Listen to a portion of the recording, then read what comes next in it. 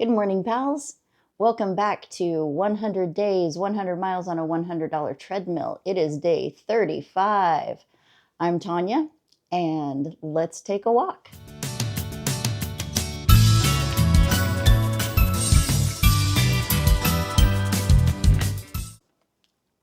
All right, let's get this started.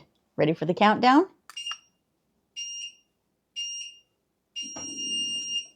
Come on, everybody, here we go. And let's ramp it up.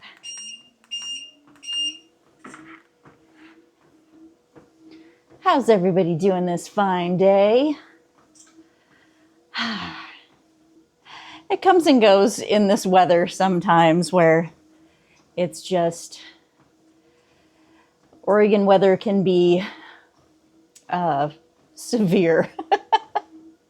Yeah, you'll see from the video that that I ended up hand sewing rather than going up and using my machine because it's just way too cold for that.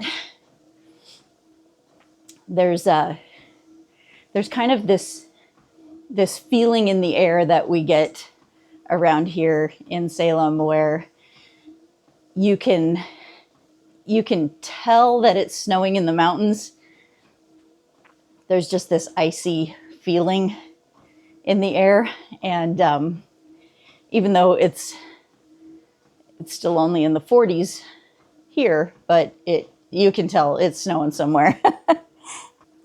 So the other day when we did our live stream, someone was asking about Star Wars Land and the new things to be able to do there because she hasn't been since that opened.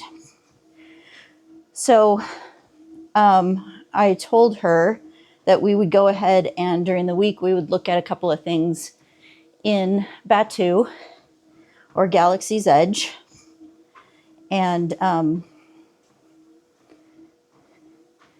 get to know a few things here. So we're going to be looking at the Disneyland app.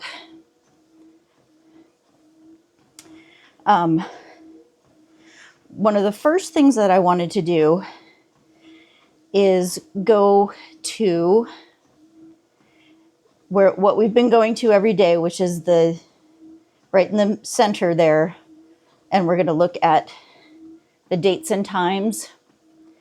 And we're going to look at the actual dates that my friend is looking at going. I believe she said she was going to be going on February 2nd. And so we can see that Disneyland is open from 8 to 10 that day. But what I really wanted to show you is down below where it's the items or the attractions that are closed for refurbishment. So the pools at Pixar Place are still going to be closed for refurbishment at the beginning of February. So if you're staying at Pixar Place, it looks as though the pools are not going to be available. Star Wars Rise of the Resistance, which is the big draw in Star Wars Land, Batuu, Galaxy's Edge. That is going to be under some fairly major construction for maybe a couple of months. This is the first time it's ever actually gone down since its opening in 2019. So it's getting some kind of backstage maintenance done, and they won't be able to be running the ride while they're building these access areas. So just to be aware that particular ride is not going to be up in February. There's actually no return date on it at the moment.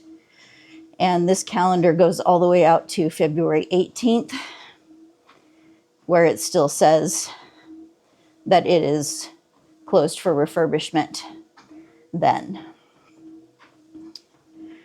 So the general thought is that that Rise of the Resistance is going to be, at least at the latest, is going to be back up for May the 4th, which is Star Wars Day. So the thought being that it kind of needs to be running for the special after hours nights that they do for Star Wars. All right, so to find the Bounty Hunters game, and we're going to scroll down. It's a little bit hidden, so it's not as straightforward as you would hope. Under this area where it says Celebrate Disneyland Resort 70th Anniversary with Magic Band Plus, we're going to click Get Details, and that's going to take you to the page that has information about Magic Band in general. So we're going to scroll down to right in the middle here where it says Become a Bounty Hunter. Let Magic Band Plus guide you to virtual bounties hidden across Black Spire Outpost in the Star Wars Batuu Bounty Hunter experience. So if we click Learn More, it'll give us a breakdown of what the Bounty Hunter game is. So you do need to have a Magic Band to be able to play this. So if we find it on the map, it'll give us a kind of a generalized place to start. And what you're going to do is there are little, and they're even they're down low at kid height. So there's these little like doors that'll have like an eye that looks out at you and a voice that'll talk to you, and you're accepting bounty missions to go and find things.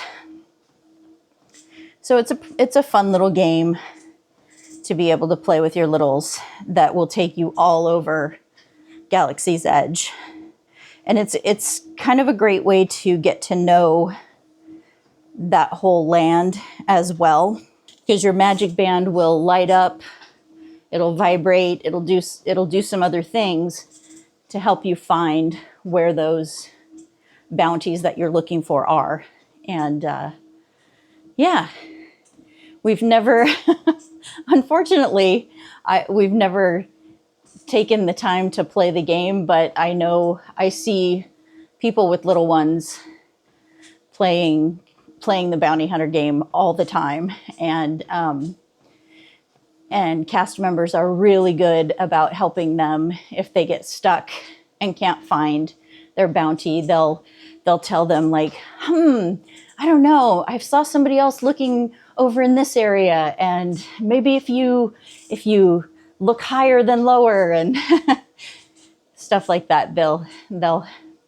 They like to play along and help out. There you go. There's a couple of fun things to do.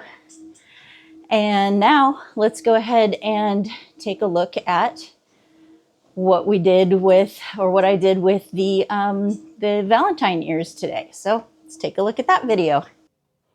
Okay, so I think what we're actually going to do is go ahead and hand sew this, because it's freezing up in my sewing room, and not everybody's going to be able to sew on a machine, so I'll just have you come along with me and sew by hand. So I'm going to take that first pin out where I put my needle in to start my stitch. Go down all the way through and then come back up fairly close to where I started. We're going to make small-ish stitches.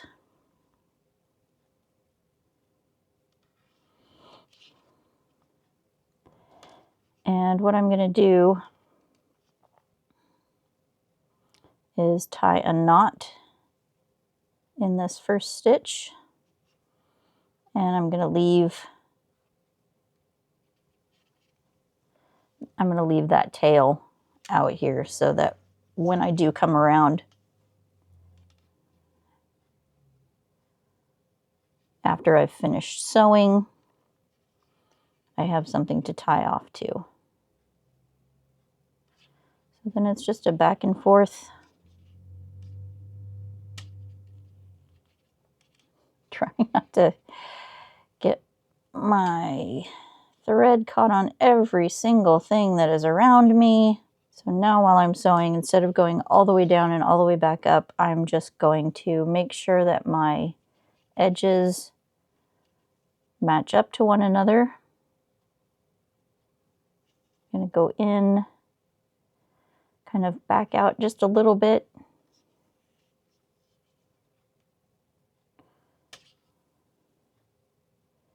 And create that stitch.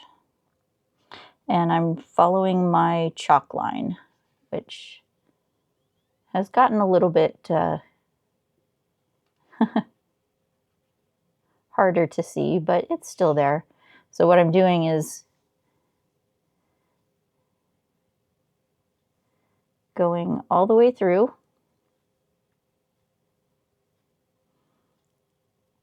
and coming right back up. So I'm not making two full movements. Whatever's easiest for you. If you want to go completely through,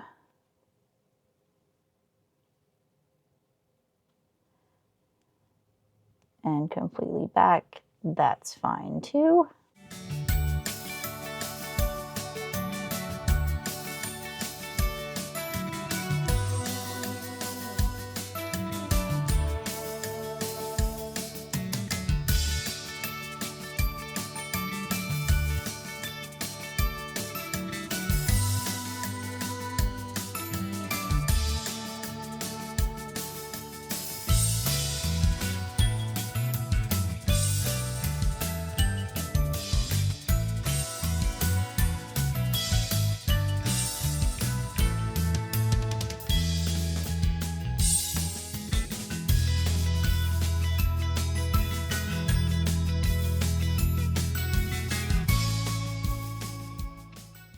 All right, so I've gotten back around to the other X there.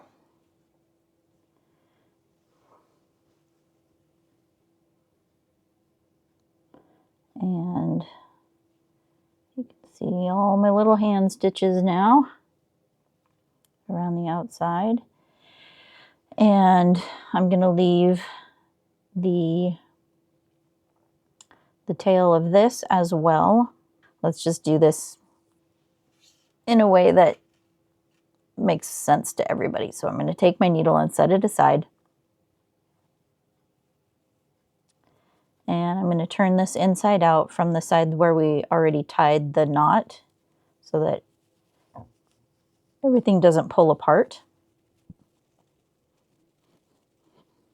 And there should be a big enough space that you've left there to be able to put your thumb in there and kind of push the seams out to the sides, so you can already see that's making a nice bow shape.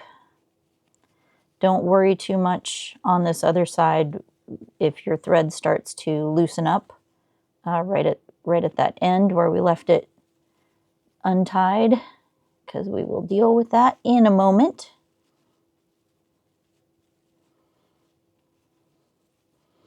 Again, just push all of that all those seams out to the sides. And you can see that we've got a nice bow shape going there. So we've got the tail on one side that is tied off, the tail on the other side that had our needle in it. We're going to go ahead and actually we're going to stuff this first. So you can just kind of pull that taut again. We're just going to remember, like I'm going to remember that the side that my needle goes on is the longer side. And then we're going to take some of the filler that we pulled out of these originally. I'm going to use about This was all that was in one side of the ears, or one side of the bow to begin with. I'm going to separate this out about half and half so that it is about half the puffiness of that original bow. So while we're stuffing this, just remember to not catch your threads in what we're doing. And the trick to stuffing is to kind of figure out, like, there's going to be about that much in this side of the bow. And I want this to be up in the corner, so that's going to be the first thing that I push in, is all the way out to that far corner. And then I'm just very loosely filling that in. So it's got a little bit of puff, but not very much. And we're going to do the same to the other side. Just kind of tease that apart a little bit. The best thing is to actually kind of try to keep all those fibers kind of loosely connected to one another. So that way you don't end up with like an uneven puff. So you don't have balls of puff in places. So we've got a pretty good thickness to this bow now. And we'll sew up. I'm going to thread my needle back onto the longer side. And guess what, guys? That invisible stitch that we learned how to do is what we're going to do to close this up. So we're just going to kind of fold each end in, hold that together, and do that back and forth catch stitch that we did on the headband.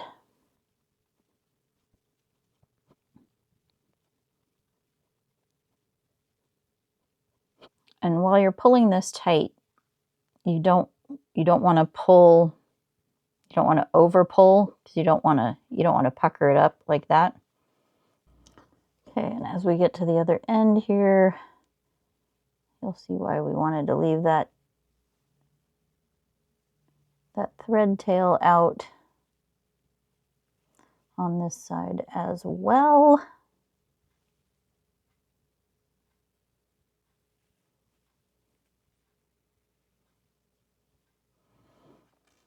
Because now that we've gotten here, we have a nice place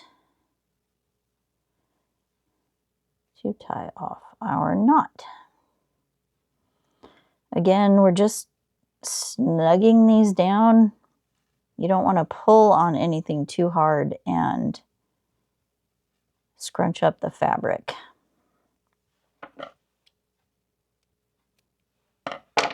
And then we'll finally cut those tails off. Move the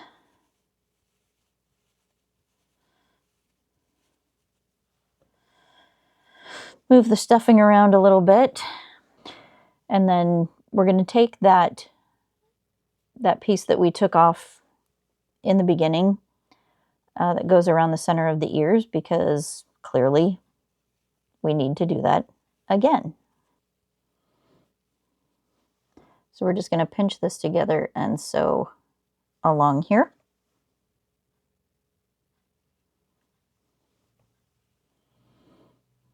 And I'm going to leave, again, just a nice long thread for tying a knot when I get back to here. Because what I'm going to do is do a back and forth stitch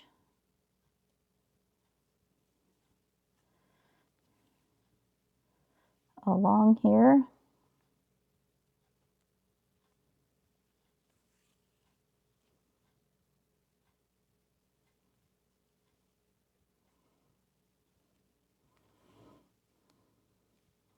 And then to reinforce it, I'm going to come around the top of this so that my thread will be going, you can see that it'll be going across the top there. Should have used contrasting thread to really show you guys what I'm doing, and then I will go back the way I came, just back and forth.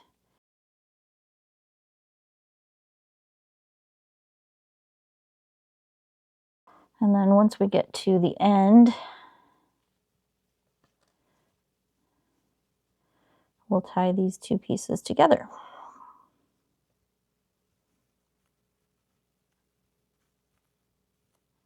I do like to end a lot of my hand sewing projects with overhand knots like this when I can. They're just more secure. And I'll do two, 3 or 4, depending. Do 4 on this one for good measure. And then clip those tails off. And then boom, we have a bow.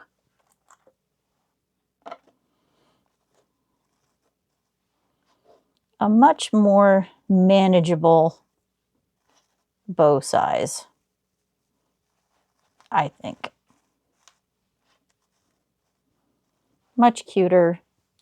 Definitely showcases the ears better rather than showcasing the bow. All right, so we'll work on these again tomorrow. And there it is. There's our mile, pals. Good job. All right, and just like that, day 35 in the books. Thanks for joining me today, guys, for 100 days, 100 miles on a $100 treadmill. I'm Tanya. That's Crookshanks. And these are my ears. Little Star Wars action for you with the with talking about the Star Wars Galaxy's Edge today. So we'll see you back here tomorrow. Bye, pals.